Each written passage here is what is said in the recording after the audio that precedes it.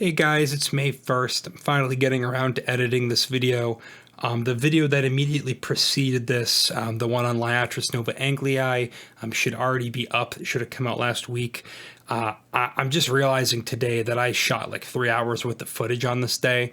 So you'll have 3 videos basically from one day. However, the third, I'm not going to release as an NEcology video. I'm going to put that up as something called like NEcology Extras, which I think will kind of occupy like a back pocket or a bench spot, just in my video arsenal. I'll probably do some gardening stuff as a part of that series too. I'm growing some plants, so I might, make a few quick videos talking about that. So if you want to see any of the geology stuff that I am hyping up in this video and even kind of mentioned in the last video, I'll upload that next week. I'm editing them at the same time. Just because it was so different and the tone shifts pretty abruptly from what I'm doing in this video.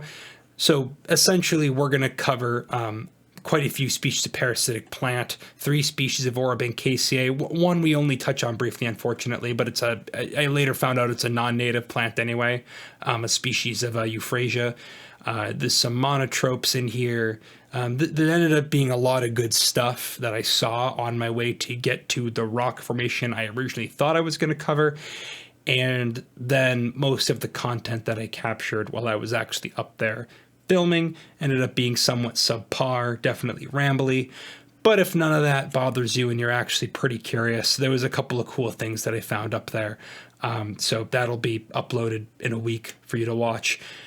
Anyway, without further ado, please enjoy this video, essentially about plant parasitism. So we made it without stopping. Down there in the distance, about maybe 500 feet below us, is scenic Lake Winnipesaukee, where I used to work. Just one of many long and deep lakes carved out by glaciation, a handful of maybe 10,000-15,000 years ago. Finger lakes, similar composition, and then in Maine you have a bunch of lakes like that too. Of course, the Great Lakes as well were carved up by glaciation. Obviously much smaller than the Great Lakes, Lake Champlain also fitting in that category. But what we are standing on right now is a 125 million year old volcanic ring dike. Behind me there's some hills. I don't know what they get going on over here. They get some sort of water bottling plant. I think that's a spring up here. There's actually a whole bunch of stuff up here, but we're gonna hope to climb up. I think it's one of these hills over here, and we'll be going up into the going up to see some basalt. Maybe we'll see some other plants. Basalt is a extrusive volcanic rock. Much of New England is on metamorphic rock and intrusive igneous rock, like granite, for example, is intrusive igneous. Basalt is extrusive. The difference between that is extrusive was extruded, exploded out, volcano, and intrusive was cooled slowly under the Earth's surface and then was subsequently uplifted. So basalt is a fairly unusual type of rock for the region. And these are some columnar formations, so they will look pretty cool and geographic, or is that the word I'm looking for? Geography? No, geometric. That's the word I'm looking for. So let's get on this trail, figure out where we're going, and we'll go take a look. Yeah, we're just getting ready to head on the trail, but so what caught my eye right here, a little Orobanchaceae there, little Euphrasia, an Eyebright. Might be Euphrasia stricta, might be Euphrasia, I don't know. There's a few of them. I just know that I knew it was an Orobanchaceae. It took me to remember. It took me a second to remember the name. I didn't want to bust up my book. I'm not even on the trail yet. But Orobanchaceae, semi-parasitic. It's stealing some nutrients from the grass here. Orobanchaceae is a great family.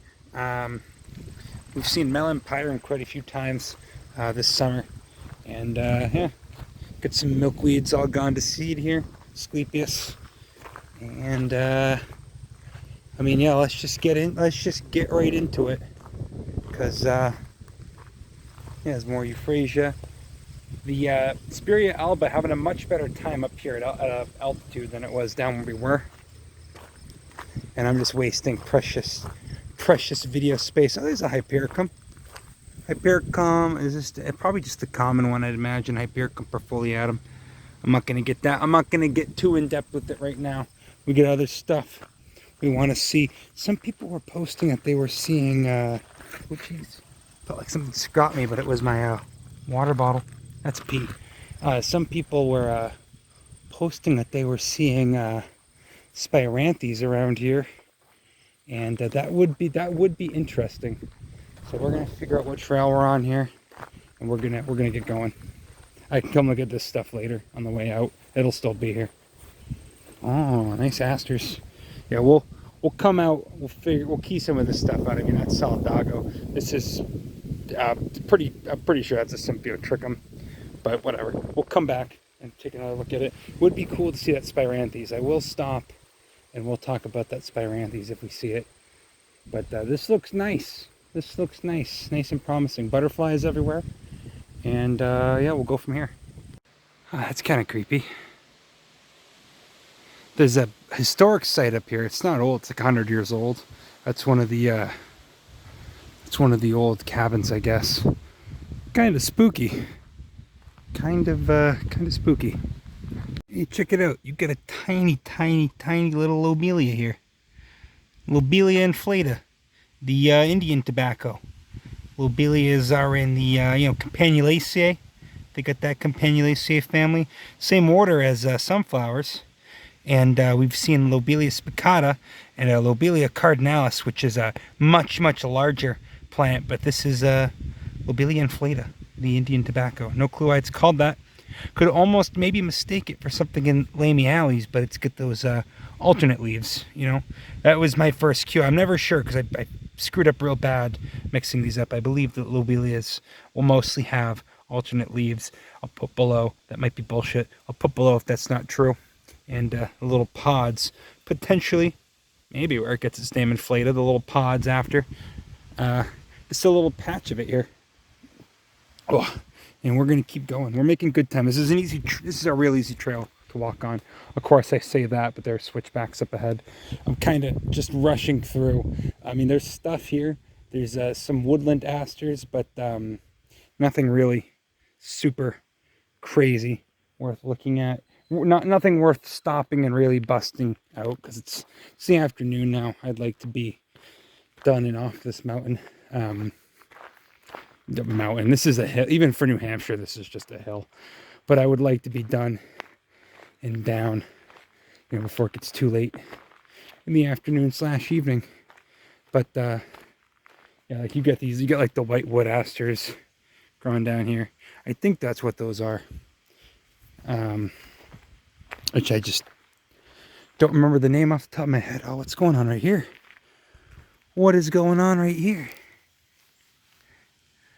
You have some, you had a nice robust patch of Hypopitys going off here. At one point it looks like Ericaceae is a family, Monotropoideae subfamily. You know, one of those completely achlerophilous guys. We're too late to see him. I mean, I've seen some dried out Monotropa uniflora too. These guys just wrapped up. That's pretty cool. A micro heterotroph, and there is quite a bit of fungal activity going on right now.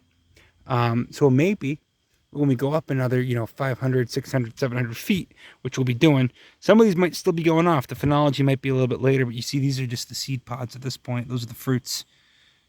And you see there's some of them still got the that stigma persistent there. So I guess that's an inferior ovary. That's really cool. That's Monotropa, Hypopitys monotropa. Used to be Monotropa hypopitys. Used to be in the same genus. It's no longer in the same genus.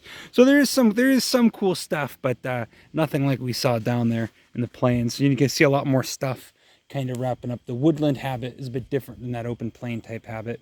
And I mean, we're inland and up from where we were earlier today. Yeah, let me tag this on that. That's pretty cool.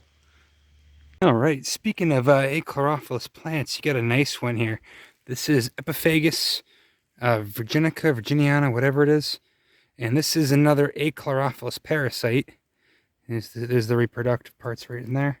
Let me see if I can, maybe if I zoom out a little bit, move it closer, it'll be a little bit better for you. Yeah, there you go. So these are this whole thing is the inflorescence. These are the flowers right here. So Epifagus, so beech trees. It's parasitizing beech trees. I think it's an obligate parasite of beech trees. I think it only parasitizes Epifagus or no, sorry, Fagus grandiflora, which is the American beech tree. This is also an Orobanchaceae, so this is an achlorophyllous Orobanchaceae. We saw that Euphrasia, or Euphrasia. We saw that Euphrasia at the beginning of the hike there at the trailhead. This is in that same family. This is an Orobanchaceae. Pretty much all the family, save for a few of the basal genera, are parasitic. A lot of them are hemiparasitic, like that Euphrasia, meaning that they can photosynthesize and they steal from the plants around them. This is an obligate parasite, produces no chlorophyll on its own, and it's a root parasite of, I mean, there's plenty of beech trees around here. Here's one right here. And beech trees, of course, being in the same family as the oaks, as the chestnuts, as the chinkapins, etc. And yeah, so this is a big one. I mean, I've seen these, usually not flowering. In fact, there was some down there, and I just kind of pulled off to the side because I started seeing them popping up, and I'm like, okay, well, let's see if we can find one to flower. They were all either done or they hadn't opened up yet. I don't know how long these little individual flowers stay open for, but yeah, there you go. A plant that does nothing but steal from the roots of one species of beech tree, which just happens to be the only species of beech tree I believe we get on the East Coast. How about that? That's a cool one. I've had a couple of times where I've almost come across it. I don't think it's super rare or anything. I mean, oh yeah, here's a good one. Here's a good little patch right here too. Oh, yeah. I mean, they can get. I mean, geez, they can get big. I guess I've seen them down just the little dried out stalks, or some just getting going in other places. Not nearly this big. And those flowers are really cool, man. Orobanchaceae. Almost reminds you of an orchid, or a chlorophyllous parasitic orchid, or a monotropa. Well, it doesn't remind me of a monotropa. It does look a little bit like an orchid. The giveaway is just, oh man, that's freaky. It's just red. Whole thing is devoid of chlorophyll. Does this smell like anything? No real scent on it, but it's fleshy and it's red and it looks creepy. I don't think it actually looks creepy, but it's a very interesting plant.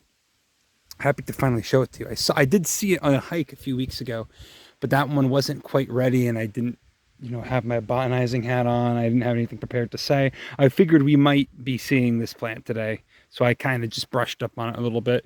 Epifagus virginiana, or virginica, whatever the heck it is. Really cool plant. Shares a common name with Hypopitys monotropa. They both get called Beechdrops. Actually, I think Hypopitys monotropa might be called Pinesap. Whatever. That one grows under a little bit more varied of a host, because the fungal parasite, keep in mind. And then this just, again, it just needs to be under a beech tree. All right, let's keep moving. That's a cool find, though. I mean, here's that Epifagus again, coming up in the midst of Monotropa. I mean, he's done for the season, but he was there. Jeez, there's another Monotropa right there.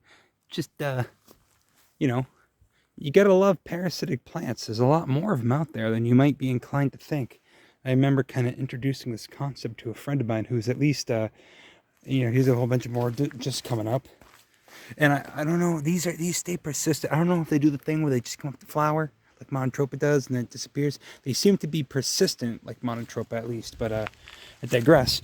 I got a friend who's botanically open, but not necessarily an expert on the subject, and just getting across to him the concept of an achlorophyllous plant. He was like, what? Oh man, the Epifagus is everywhere. He was just like, what? How does that happen? Etc. Like, I've never heard of that. I think that's Solidago bicolor again.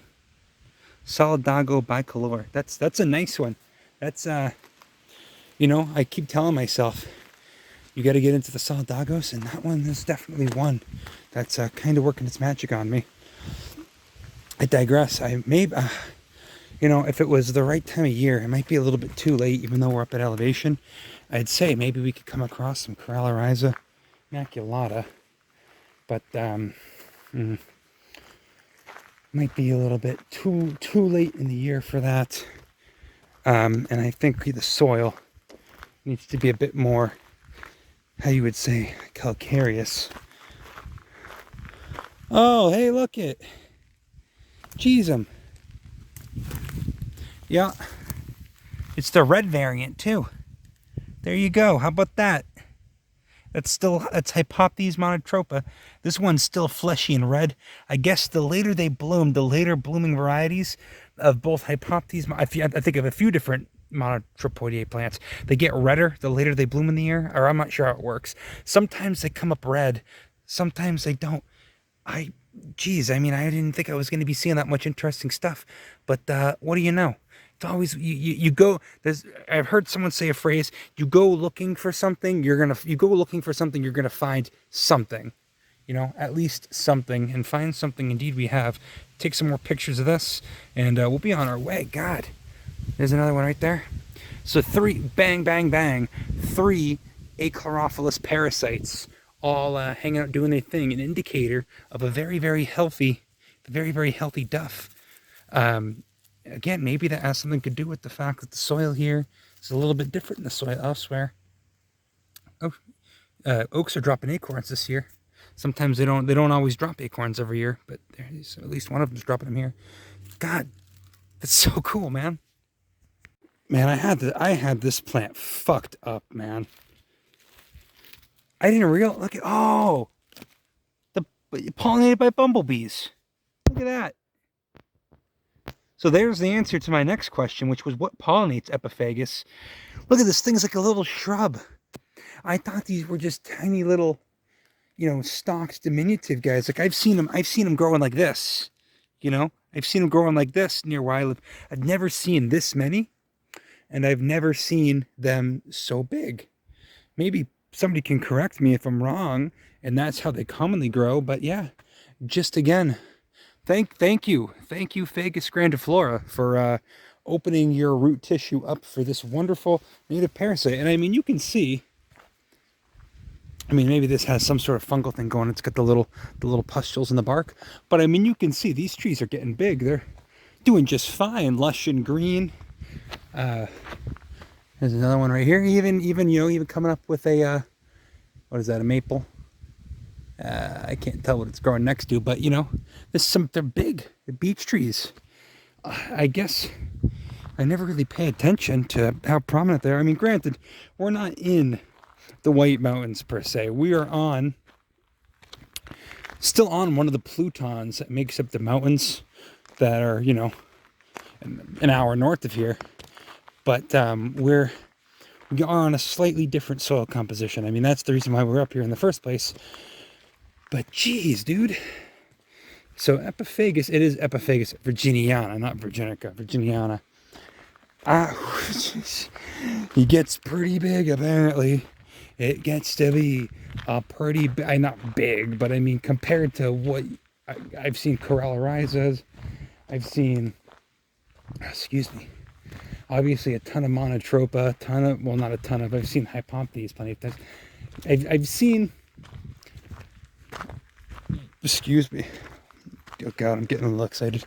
I've seen plants, you know, I think parasite, with the exception of Pterospora Andromeda, which does technically get into New England. You got to go down to, it basically only grows near Lake Champlain, so you got to go out to Vermont to see that. Much more predominant out on the West Coast. That one gets pretty big. But a lot of the parasitic plants we get out here, Corallarisa, Monotropa. I think we even get a whatever it's called, bear corn. I'll put the scientific name there. But what I did see, obviously we've seen plenty of Epifagus today. Member of the Orobanchaceae. You got another member of the Orobanchaceae, Conophalis americana here. Well past flowering, done for the year, but still hanging out here. This is the one I was talking about earlier. You know, they use a not nice word to describe it. I guess it's a slur for Native Americans, something root. I'll let you look it up. You look it up, maybe people still call it that. I prefer to use the scientific name, Conophalis also called bear corn or cancer root, which I guess cancer root's an appropriate name because it does act as a cancer upon the roots of beech and oak trees. And what do we have in front of us but beech and oaks? And what does Epifagus virginiana parasitize but beech trees?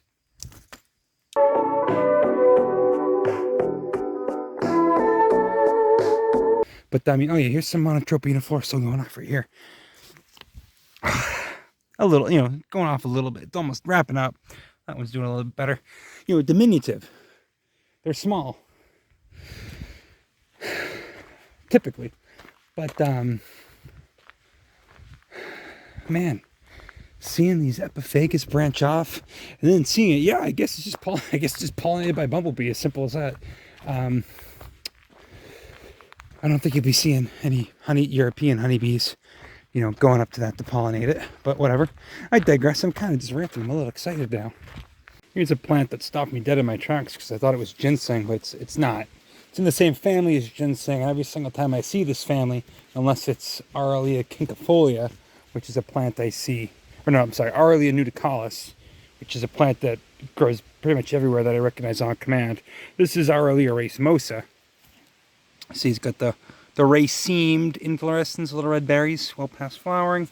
And like I said, ginseng is in the genus Panax. This is Aralia. Araliaceae is the family, same family as ginseng. This just isn't that, you know. Aralia, I feel like my first inclination was to kind of write it off. But there's some cool plants in here. Look up Aralia hispida. Aralia nudicalis is a really common one. That plant's cool too. It's weird looking when it comes up. Both kind of superficially resemble ginseng. Of course, ginseng would have these, I mean, this whole thing right here is a leaf. It's bipinnate, I think it's the term for it. And ginseng has kind of 3 leaflets on a stalk, but they all branch out from almost the same spot. They don't, you know, have a node, then a racilla or rachis, whatever the hell you want to call it, then a node, then another node. It almost looks like a hand branching out, a little bit different. Same family though. Same family, similar looking inflorescence, although the ginseng berries are a little bit brighter red and they're a lot more, you know, condensed into a little ball. Still a cool plant to look at. But yeah, that one, there's more Lobelia here. More of that Lobelia. That's a family, every time I see it, always gets me excited because Panax quinquefolius, ginseng, American ginseng, is a, you know, quite a rare plant. Or at least it is now. Oh yeah, you can see here's another member Araliaceae. Probably not. This just might be Aralia nudicalis though. See, same. You see how it does that though? It just comes up and usually we'll have 3 of these little 3 leaves come out the top there, and the inflorescence will be on the bottom for this species. But I bet you either that one didn't flower, it's already been picked clean. That's Aralia nudicalis back there. And then here's another Aralia racemosa, another individual of that species. You know, I should get into Araliaceae more. There's some real shitty plants in that family too, like Heterohelix is in that family, British ivy, which I'm sure is beautiful in its native habitat, but here's not its native habitat, and it grows all over everything, chokes out a lot of the ground cover, and is a pain in the butt. And then also ginseng is in that family for some reason. Oh, what's that? Is that Actaea? Oh, we got some Baneberries. Oh, I'm sorry, guy. A wood frog. I just scared the shit out of. We got a Baneberry here. Oh, doll's eyes. That's what they call that. Actaea. I'll get back to you on the species epithet, just because there's a couple. Ooh, oh, that's okay. Berry's gonna come off anyway. Get eaten. Very, very poisonous to put this in your mouth and eat it. Birds disperse it, and this is actually in Ranculaceae. This is in the buttercup family, and your giveaway should technically be those leaves there. It's got that whole pinnate thing going on too. Little white flowers on it in the spring when it's blooming, although right now it's a little past blooming. Kind of a creepy looking plant, but a cool one. I like it. Doll's eyes. You like that? You stare into the eyes of the dolls. I don't know what I'm talking about. But yeah, that's a species of Actaea. Is it just it might also be racemosa. That's a common species epithet. I was explaining to somebody once that perfectly acceptable for multiple species to share the same epithet. Not even that uncommon. I mean, virginiana, how many freaking plants and animals have the species epithet virginiana? Racemosa is another one. Ox itself off there, but I wasn't really getting to the point. Anyway, regardless. Actaea, maybe rubrum, I don't know, whatever. There's a couple different ones. There's ones where the berries come out pink, but it's the same species. This is an easy one to key out. There's only like 2 or 3 of them, I think. So in the babbling little stream here, this little jewel caught my eye, and it's lucky that he did because he's only got 1 flower. Let's see if I can get back down over here without slipping and falling. Coming up out of the babbling brook, we have a lovely little gentian here. This is a Gentiana clausa, the bottle gentian.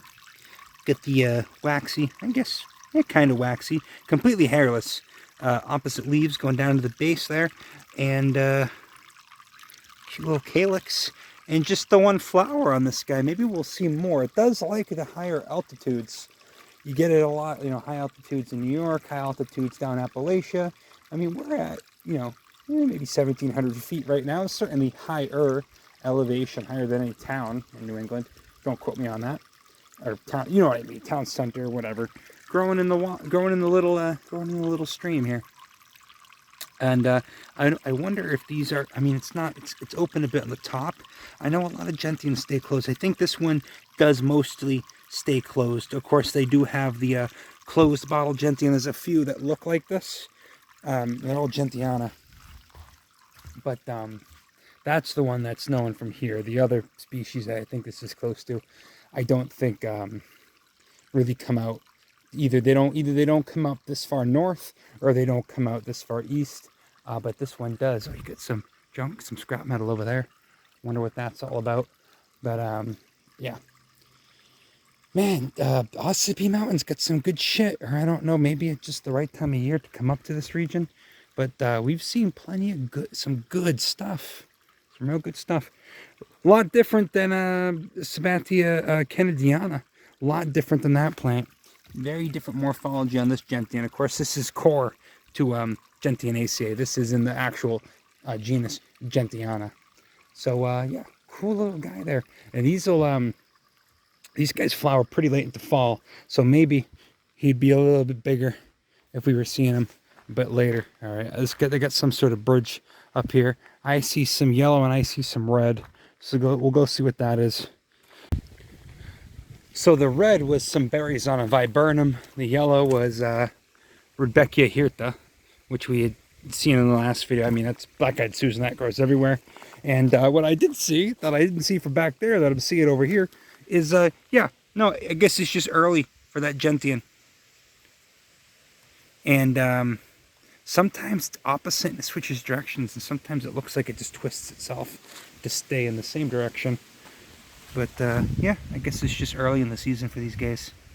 Yeah, let's play the game of how many asters can we cram into one day. Look at, they even got a species of Bidens up here. I think this is the same one we saw a few days ago. See what it does with its filaries? How it's got those bracts that come out of the filaries there? That's weird. 3 leaves. I think that it's like Biden's try something. I don't know. I don't care. But yeah, they even get Bidens up here. You know? Did Joe Biden put it here? I'm sorry, that's a stupid joke. Don't let me start getting political on these things, because I got some opinions, man. Not even about politics, just about the ways in which we choose to live. That makes sense. It doesn't, but yeah, that was Biden's. I give it a much more. I think it's the same exact species I just saw a couple of days ago. Just go back and watch the video from a couple days ago. Well, not a couple days from you. It would probably be from 4 weeks ago, if we're doing the time scale that I upload these on. And let me know. Let me know. Should I be uploading more of these? I would love to. I get some Euphrasia. You start seeing these when you get up high enough, or when you start seeing them where it gets cold enough. Let me correct myself. Little lycopad. Much like the, oh, damn, you had I've seen a few of these, but not a patch like this. You had a Clintonia going off here. You had another member of the lily family here too. You had Mediola virginiana, and you can see, all right, it's not so obvious. So the berry fell off. It's not so obvious when you see them how they grow, but Clintonia, all right, and Mediola, this is a monotypic genus right here. These guys are actually, that's what this is most closely related to. There's no other species in this genus, but I guess it's subtribe or it's tribe or whatever. This is the same as Clintonia. I don't know if Erythronium's in there. I don't think Erythronium's in there, actually. But, yeah. Clintonia's got berries that look almost just like that. They call it a blue bead lily. You know, a lot of lily fruits are capsules, I think. Or, maybe that's not true. I think a lot of our lilies... No. Erythronium's got a little capsule on it, I think. Could be wrong. If I'm wrong, I'll correct myself. And more of that Hypopitys. All dried up, probably either from last year or much earlier this year. I didn't even think we were going to see anything worth stopping for, frankly. Maybe one or two things up near the summit, but I'm happy that I still have I didn't just shut the plant part of my brain down. So hopefully this will make, you know, a really good botany video. But if you're here for the basalt, we're going to find it at some point. It's up near the summit. I'm on switchbacks now. This trail's been pretty flat too. I mean, again, we're going from like 1,200 feet up to 2,200 feet. I've started trails at 2,200 feet in New Hampshire. You go up north to here, you go up into the White Mountains. These are the Ossipees Mountains. It starts at a little bit lower. Lake Winnipesaukee at the base of this formation is only, 500 feet above sea level. So, there's more of that Gentian. Yeah, we're super early for that guy. We got lucky. Oh, I guess not. Here's another one of them. They're pretty plants. Gentianaceae is a great family. I just haven't really sought them out except for Sabbatia. All right, let's keep going. We were making good progress, then I put the camera back on. I still got to delete some of these videos. I got to keep my eyes up because I think the type of basalt formation we're looking for, I think it's going to appear out of a cut like this where it's kind of eroded away. So we'll see. Yeah. I can't just keep stopping for the same stuff. I saw that Actaea again. Pacypoda is the name of that species, by the way. Actaea, Pacypoda. Not rubrum, not racemosa. I think there might be a species that's called that, but I'm getting off topic here. All right, we gotta put some miles behind us here. Well, I was saying I would hope we would get to see an orchid, and indeed there are orchids here. Unfortunately, the orchids that are here, oh, here's a little one, are Epifactus helberine. Epifactus helberine. I was kind of confused. I saw it growing like that up through this juvenile tree, but then I picked it up and I kind of figured that's what it was. I double checked, just, I saw it in flower. This is now in fruit, and this is an invasive species, so I've got absolutely no qualms with picking this fruit off, breaking it open, showing you what's going on in there. And I think that this is immature, so it won't even matter.